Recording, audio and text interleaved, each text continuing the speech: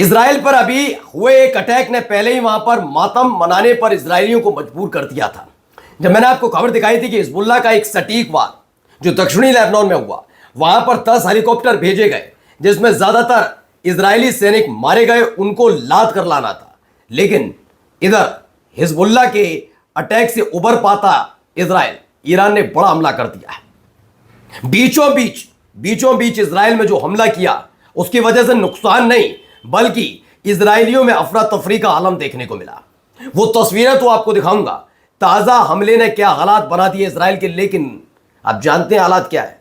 जो इजरायली कल तक फिलिस्तीनियों की जमीन पर कब्जा करके बैठकर अपने आप को इजरायली बताकर अपना देश बताते थे इजराइल को, वो सारे के सारे अब इजराइल छोड़कर जा रहे हैं। जी हां, कोशिश तो तब भी की थी जब बेन गुरियन एयरपोर्ट पर पहुंचे थे और इजरायलियों के जाने पर पाबंदी लगा दी गई। तब नाव के रास्ते यानी जहाजों के जरिए इजराइल को छोड़ रहे थे, तो वहां पर भी पाबंदी थी। तो अब नया तरीका अख्तियार किया जा रहा है, चोरी छिपे इजराइल को सड़क रास्ते से पार कर रहे हैं इजरायली। तो वहीं मोदी जी के एक बहुत खास दोस्त हैं, उन्होंने गच्चा दे दिया डोनाल्ड ट्रंप को। जी हां, आज आपको दिखाने जा रहा हूं क्या हश्र हो गया। यहां मिडिल ईस्ट से अमेरिका के तंबू और बंबू खाड़ने थे, वहां पश्चिमी देशों ने ट्रंप को लताड़ना शुरू कर दिया। नमस्कार, मैं हूं प्राज्वल गौतम और आप देख रहे हैं न्यूज सर्किल। सबसे पहले कुछ तस्वीरें वीडियोस आप देखते चलिए। ये वीडियो निकल कर सामने आई।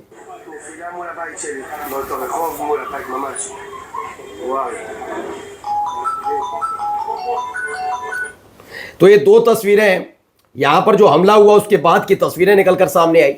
दावा यह है कि इजराइल पर ईरान का बैलिस्टिक मिसाइल अटैक है। सेंट्रल इजराइल के 2 इलाकों में गिरे मिसाइल के वॉरहेड, इंपैक्ट साइट एप अगजनी और डिस्ट्रक्शन।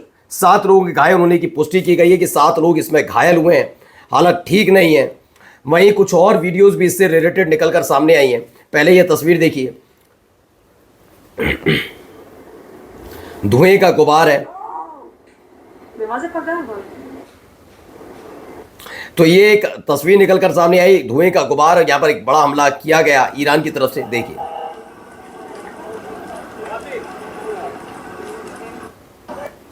तो गाड़ी में आग लग गई, एक वॉरहेड जहां पर गिरा, ये देखिए।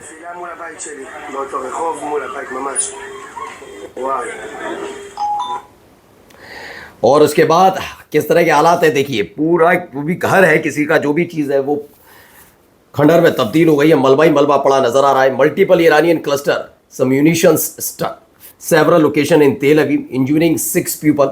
6 लोग इसमें गंभीर रूप से घायल हुए हैं। ये खबर निकलकर सामने आई। कुछ तस्वीरें तो यहां से भी निकलकर सामने आई हैं कि क्या हालात हैं। ये देखिए, ताजा तस्वीरें।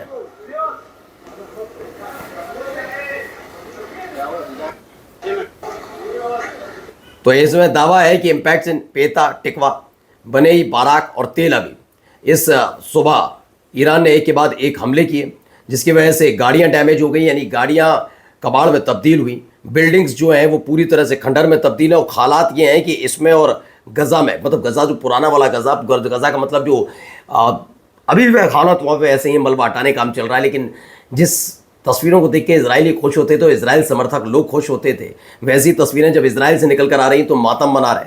अब हालात ये नहीं है सिर्फ कि इजराइल में सिर्फ अटैक हो रहा है, इजराइल में अटैक के साथ साथ हालात यह है कि इजरायलियों को देश छोड़कर जाने पर मनाई है। उनका कहना है कि मरो तो यहीं मरो, मरो तो यहीं मरो। ये मैं नहीं कह रहा हूं, ये इजराइल की सरकार का आदेश है। कैसे, बताता हूं। दरअसल बेन गुरियन एयरपोर्ट को बंद कर दिया गया। ऐसा नहीं सभी के लिए बंद किया गया है। बेन गुरियन एयरपोर्ट पर जाइए और फ्लाइट पकड़ कर जाना है, पकड़ कर निकलना, निकल जाइए। वैसे तो बेन गुरियन एयरपोर्ट पर हर फ्लाइट पर खतरा मंडरा रहा है, कब कौन सी ईरान की मिसाइल आकर अटैक कर जाए। लेकिन फिर भी अगर आपको जाना है तो चले जाइए, लेकिन आप इजरायली नहीं होने चाहिए। इजराइल का एक नागरिक इजराइल छोड़कर नहीं जाएगा, ये कह दिया गया है। क्या कहा गया है? एक भी नागरिक। वहीं जब उनके लिए वहां व्यवस्था नहीं मिली तो वो जहाजों के जरिए जा रहे थे, वहां पर भी मनाही थी। तो अब देखिए कैसे यहां से भागने की फिराक में एक एक इजरायली, देखते चलिए।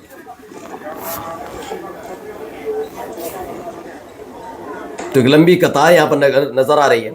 इसमें दावा किया जा रहा है ये जो इजिप्ट है, इजिप्ट चूंकि इजराइल और इजिप्ट यानी मिस्र का बॉर्डर मिला हुआ है, लगा हुआ है। अब वहां से इजरायली क्या कर रहे हैं, इजराइल को छोड़ने के लिए, इजरायली हैं ये और कोई नहीं, इजराइल के लोग इस इजराइल को छोड़कर जाने के लिए इजिप्ट का रास्ता अख्तियार कर रहे हैं। इजिप्ट के रास्ते इजराइल छोड़ कर जा रहे हैं। Development that comes following the closure of Ben Gurion Airport. Ben Gurion Airport जब बंद कर दिया गया है कि इजरायली एक भी छोड़कर नहीं जाएगा इसराइल को, तो उसके बाद अब सड़क के रास्ते चोरी छिपे कैसे भी करके इसराइल छोड़कर जा रहे हैं। सोचिए वक्त का पहिया कैसे पलटता है।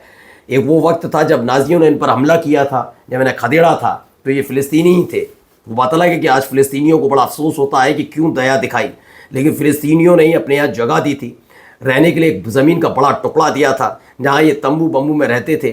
फिर उन्होंने किस तरह से फ़िलिस्तीनियों की ज़मीन पर हमले करके वहाँ पर अटैक करके हर तरीके से वहाँ पर कब्ज़ा करना शुरू किया। और अब हालात क्या है कि वक्त का पहिया ऐसा घूमा है कि अब वही इजरायली अपने देश को छोड़, अपना देश क्या उनका तो था ही नहीं, उसी को छोड़ छोड़ कर भाग रहे हैं। बेचैनी इस बात की और ज़्यादा है कि अगर एक भी मतलब सारे इजरायली छोड़कर देश चले गए इसराइल को, तो बड़ा आसान रास्ता हो जाएगा फ़िलिस्तीनियों के लिए भी या फिर हिजबुल्लाह के लिए भी, आस पड़ोस के देशों के लिए, कि आसानी से ज़मीन पर कब्जा कर लिया जाए दोबारा से फ़िलिस्तीनियों की ज़मीन। यानी जो कल तलक मान्यता सिर्फ गज़ा को और वेस्ट बैंक को मिली थी फ़िलिस्तीन के तौर पर, वह पूरा इलाका इजरायलियों के कब्ज़े से फ़िलिस्तीनियों के कब्ज़े में फिर से आ जाएगा। अब आते हैं एक और महत्वपूर्ण खबर पर। खबर जुड़ी हुई है अमेरिका से।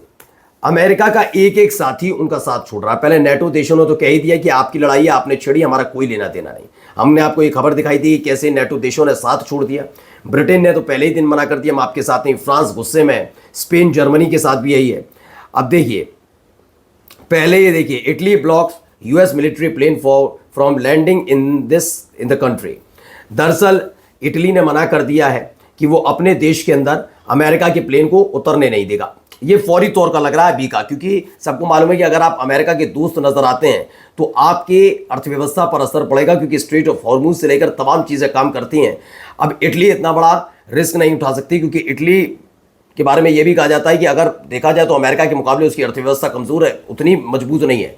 जब ईरान के हमलों के बीच और ईरान की पाबंदियों के बीच अमेरिका की जनता करा रही है, तो इटली कहाँ बचेगा। इसलिए इटली ने कोई भी रिस्क लेने से मना किया।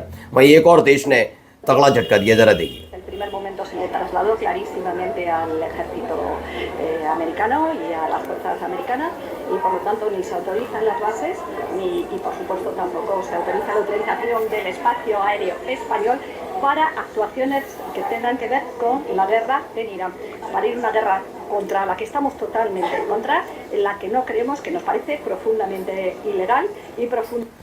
तो स्पेन का बड़ा फैसला इन सबके बीच। ईरान युद्ध में अमेरिका को एयर स्पेस इस्तेमाल की अनुमति नहीं है। स्पेन की रक्षा मंत्री हैं मार्गारीटा रोबोस, उन्होंने कहा स्पेन ने अपने एयर स्पेस को अमेरिकी सैन्य विमानों के लिए बंद कर दिया है, खासकर उन विमानों के लिए जो ईरान के खिलाफ ऑपरेशन में शामिल हैं। एक तरफ इटली और दूसरा स्पेन, दोनों ने कह दिया है कि हम ईरान के खिलाफ अपने एयर स्पेस का इस्तेमाल या फिर अपनी सरजमी का इस्तेमाल नहीं करने देंगे। अब फंस गए ट्रंप भी, करें तो करें क्या। नमस्कार।